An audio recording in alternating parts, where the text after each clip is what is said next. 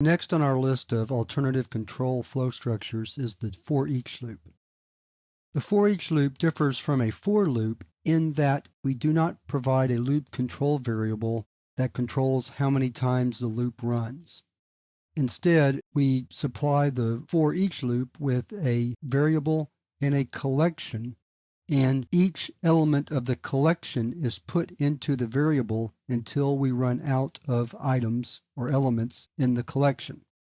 If that's not clear, it will be after an example or two. But let's look at the form of the for-each loop first before we look at any examples.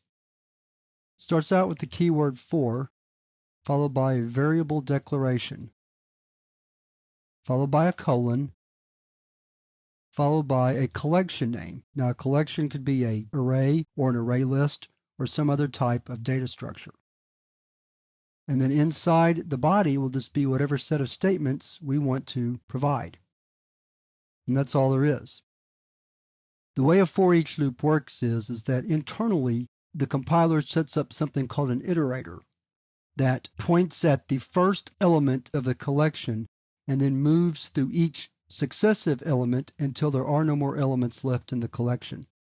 So the iterator, which is internal, is keeping track of how many items are in the collection. We don't have to do that explicitly like we do with the for loop, where we work through the last element of an array or the size of an array list, those types of things. We don't have to do that.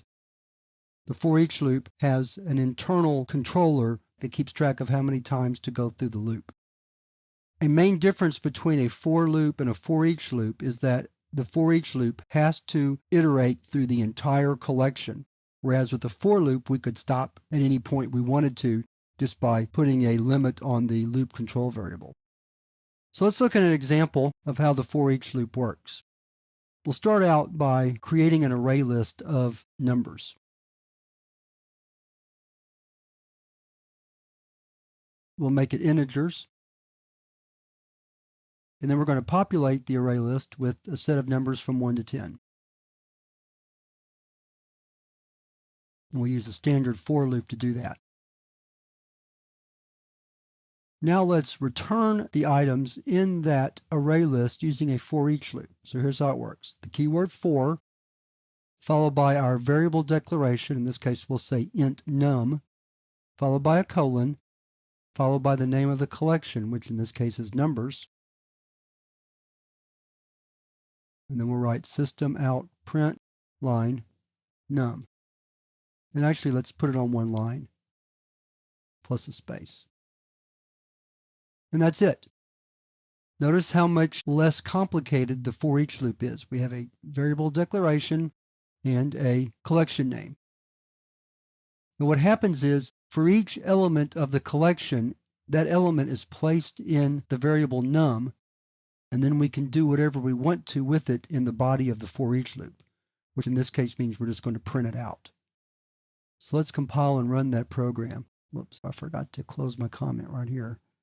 Let's do that real quick. All right, so let's give it a shot. Clear the screen. Chapter 16, part 5.java. 1, 2, 3, 4, 5, 6, 7, 8, 9, 10. So you see that the for-each loop works similar to a for loop if we're going to work all the way through the collection, or in this case, the array list. But we don't have to worry about the size or how many elements are in the collection. We just simply are going to iterate through the whole array list with each element being stored in the variable num. We can also do this with an array just as easily. Let's modify this program. We'll comment it out and start over again. This time we'll create an array. I'll just use the number instead of a variable here to save a little time.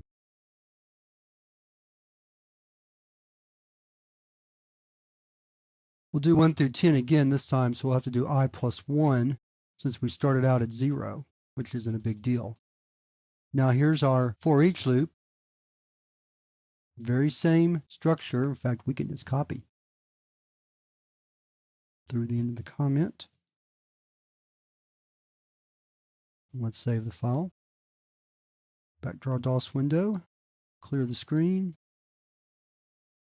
compile, then run. Same result. So that works just as well with an array as it does with an array list. So again, the target for a for each loop can be any type of collection, array list, array, or other types of data structures.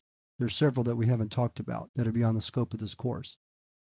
And it will iterate through each element of that collection, storing the element in the variable that we declare in the first part of the for each loop.